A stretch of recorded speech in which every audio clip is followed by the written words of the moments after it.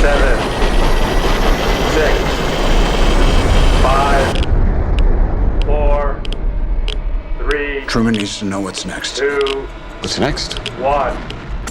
What's up, party people? It's April the Sci-Fi Mombie, and I wanted to give my mini Mombie review of Oppenheimer because, you know, I'm always late to the party. Fashionably late. Except today. Anyways, Oppenheimer was directed by Christopher Nolan. It stars Cillian Murphy, Emily Blunt, Robert Downey Jr., Scott Grimes. There's a lot of people in this one. I mean, I was surprised to see certain people that were showing up. It was great. I mean, we all know it's a downer because we know how it ends. We know how it ends. But what I enjoyed the most was the thought process that Oppenheimer had when building the weapons.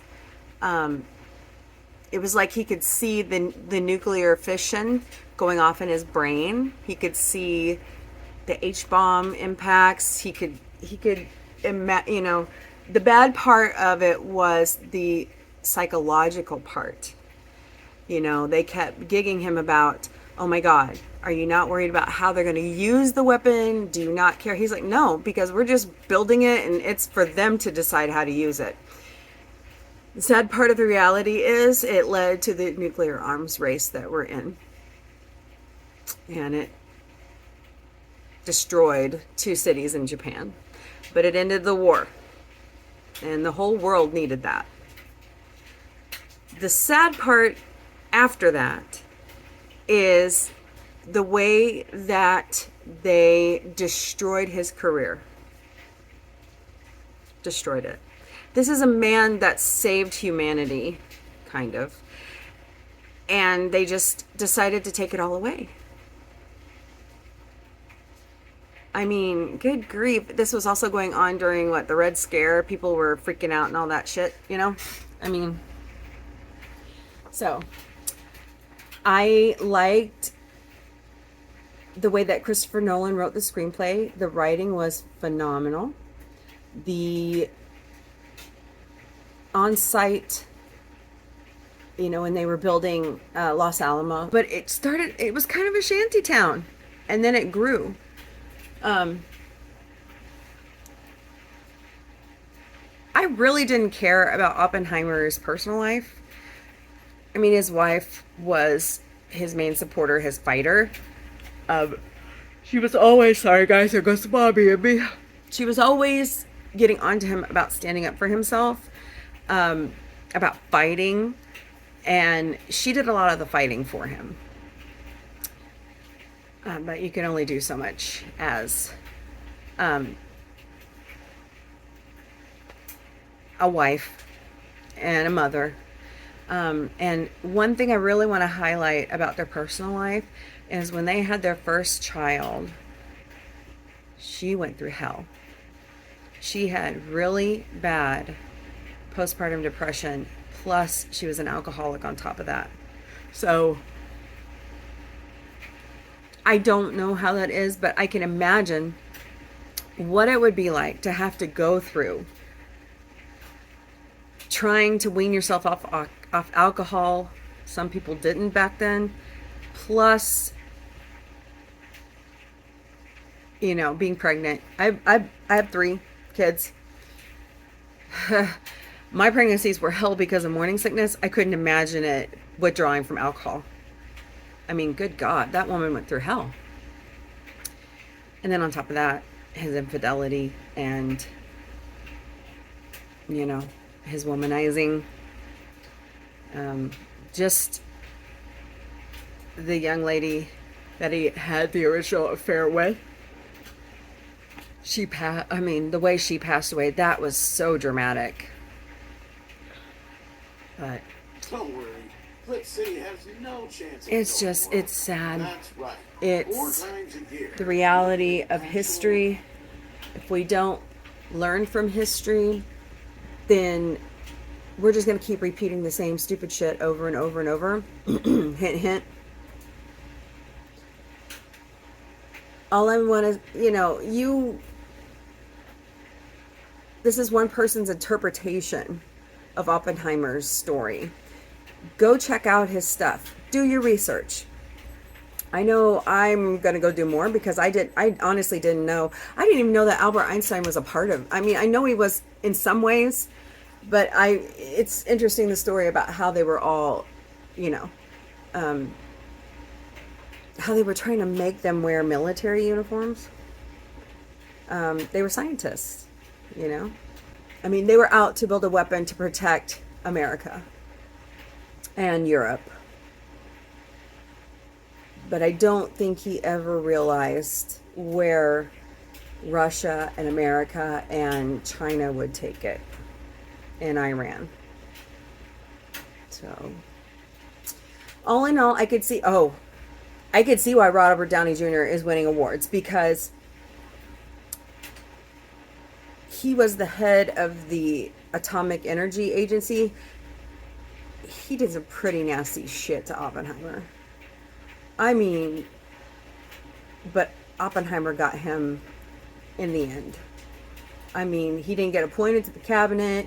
He didn't get, I mean, yeah, he may have gotten a Medal of Freedom, but he was not the greatest person.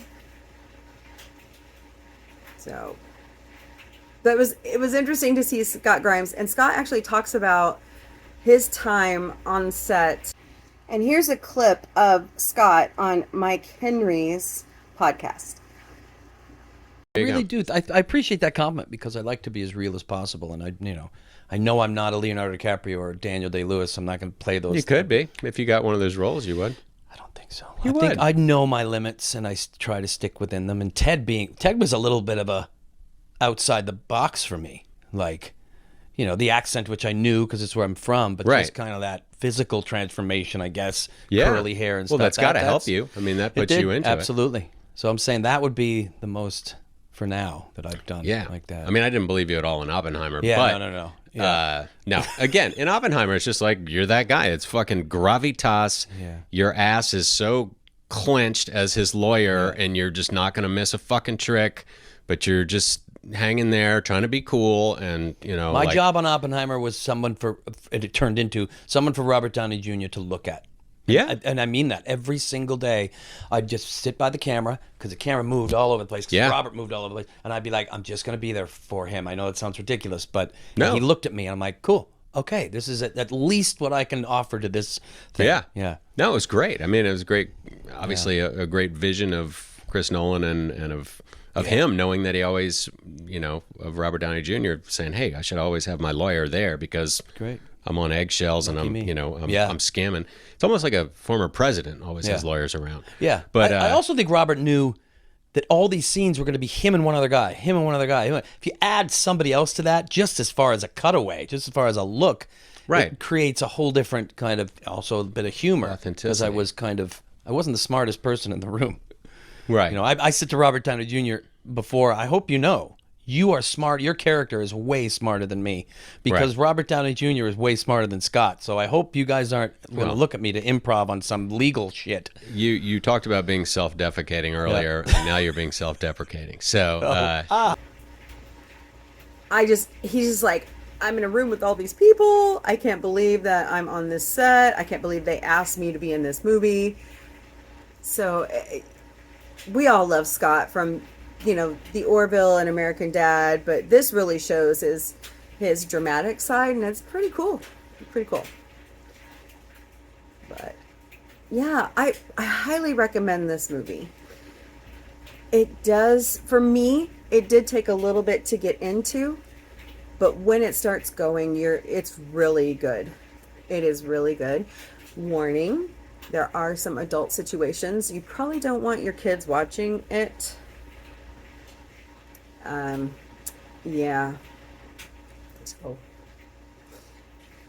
but all in all, I give it an A-.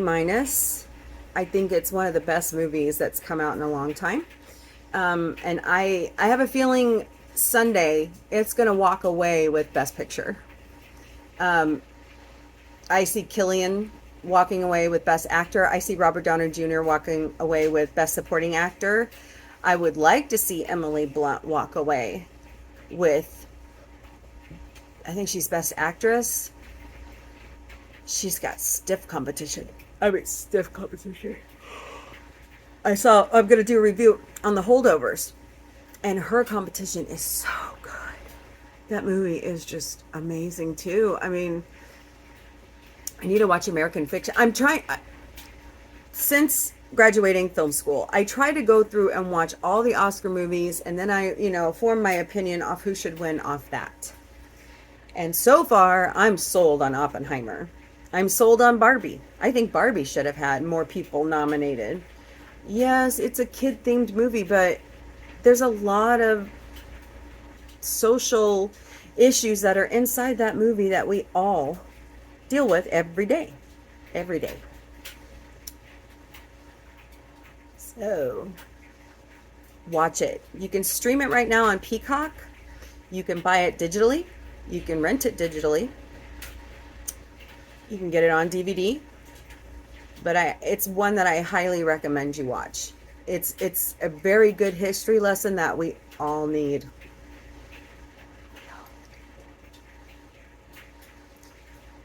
Watch out for, I'll have some more mini Mombies on. I'm still late to the party because I've been busy. The Doctor Who 60th annual specials.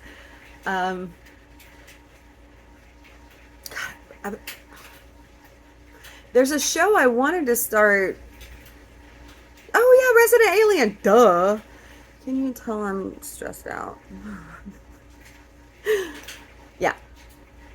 I love Resident Alien. I'm going to be doing a mini Mombie on that one. The new season hit Peacock, Sci-Fi channel, Sci-Fi Network. I just love the banter, and Cherry, and I never say your last name right, Cherry from Family Guy and Fuzzy Door.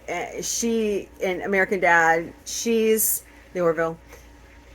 She's one of the executive producers. She is phenomenal. The whole cast. Robert Duncan McNeil is the director a lot and the writer. So check that out too. But I'll be having a mini Mombie on that soon. Because as we all know in Resident Alien, this is some bullshit. Y'all have a great day. Pulse check. Hope everybody's doing well. And the fun never stops at the Sci-Fi Mombie house. Later, party people.